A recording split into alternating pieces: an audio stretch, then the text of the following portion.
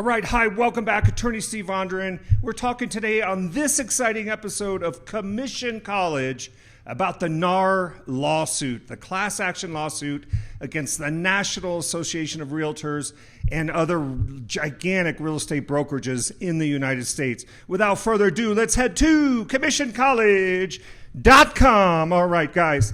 So Attorney Steve, a lot of people don't know, used to be a real estate broker. Yes, I used to be a real estate broker in California, mortgage loans, real estate, that sort of thing, residential, and I also did some commercial. But I want to tell you something about this lawsuit that's going on that actually just concluded, I should say, with the National Association of Realtors and all these companies over here. We have RE/MAX. We have Anywhere Real Estate, which owns the brands Century 21, Coldwell Banker, and Corcoran. Everybody knows Barbara Corcoran from Shark Tank, right? So you have their real estate brands there. These companies settled early. First, I thought that was a crazy decision. I go, why would you spend that much money? It reportedly $55 million settlement by RE/MAX, $83.5 million for Anywhere Real Estate.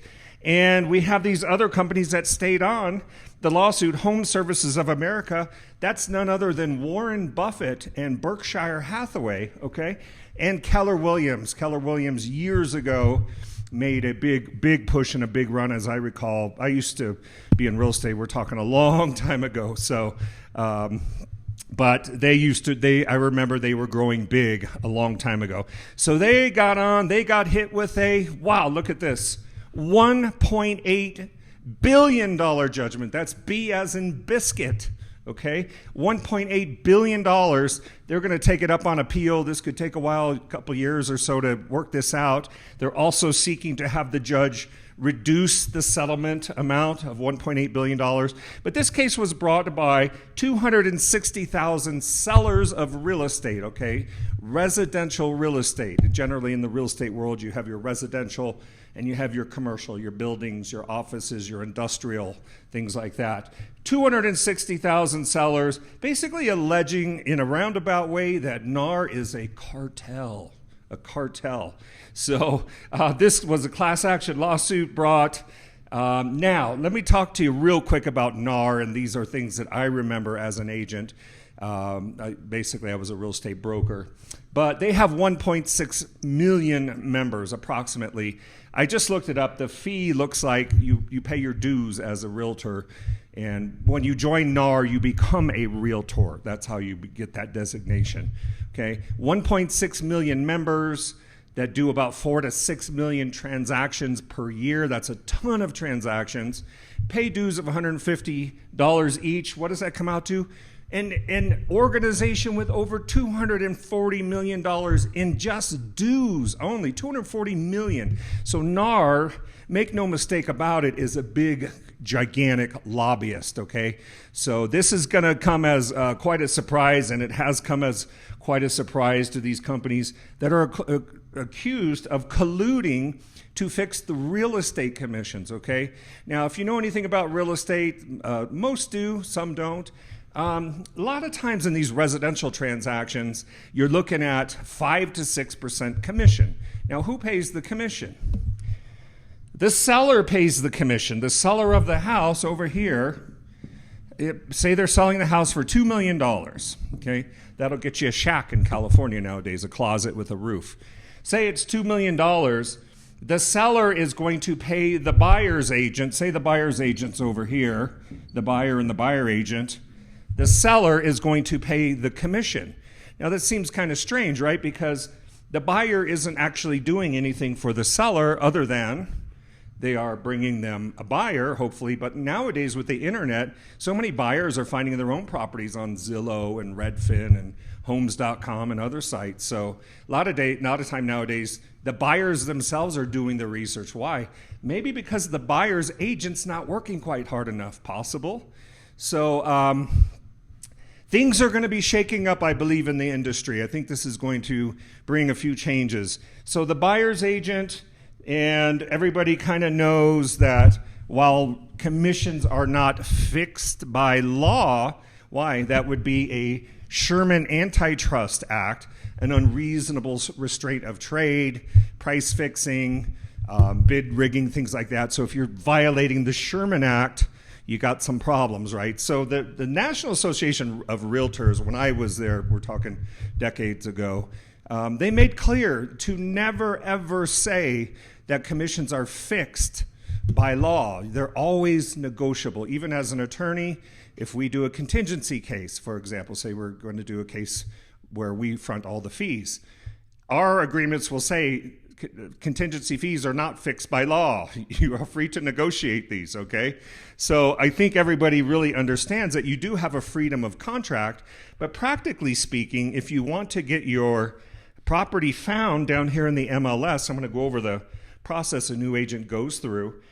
If you want to get found in the MLS, which kicks out to Zillow, Redfin, Homes.com, kicks out to these other sites for marketing, you kind of need to join a local association. You need to become a realtor. After you get your real estate license, you're going to join a broker.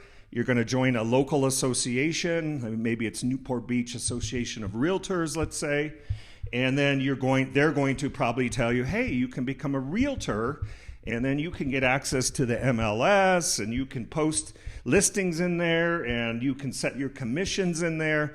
So while 5 to 6% is not a requirement by law that would violate the Sherman Act, and in California, the Clayton Act, and also would violate, I have up here, FTC, unfair and deceptive business practices. FTC can look into it. And in fact, in this case, I understand there was some kind of settlement with the FTC years ago. Now they want to reopen and reinvestigate, maybe seeking more fines and fees. But these commissions are not fixed by law, but the allegation in the complaint is that they were colluding to fix commissions, because for all practical purposes, if you don't offer 2.5% or more to the buyer's agent, they're probably not going to show your property, okay? So this is the general process for new agents, at least it was when I was a broker.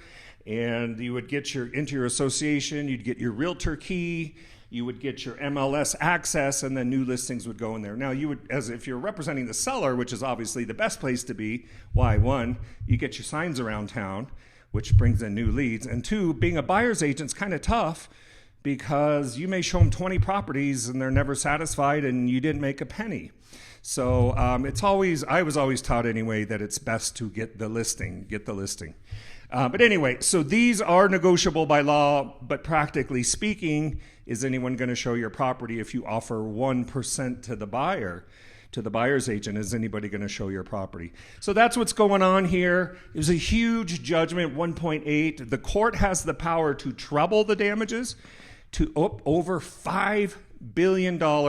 And we're just talking a couple companies here. Now, after this judgment came down just a couple days ago, the lawyer that started this class action, he said, wow, I found the money. I'm going to go start my own class action. Another one, number 2.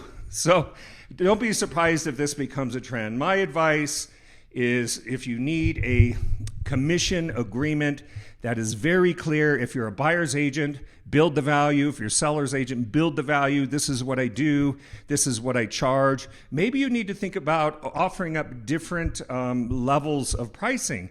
For example, maybe you would, like lawyers, maybe you should start billing hourly. The better lawyers, the better agents, the more seasoned and successful they are, the better knowledge and value proposition they provide. Maybe they charge higher hours, just like an experienced attorney. Or maybe there's a flat rate fee option, $200 every time I show you a house or something. Maybe there's other ways to be looking at structuring your fee agreements.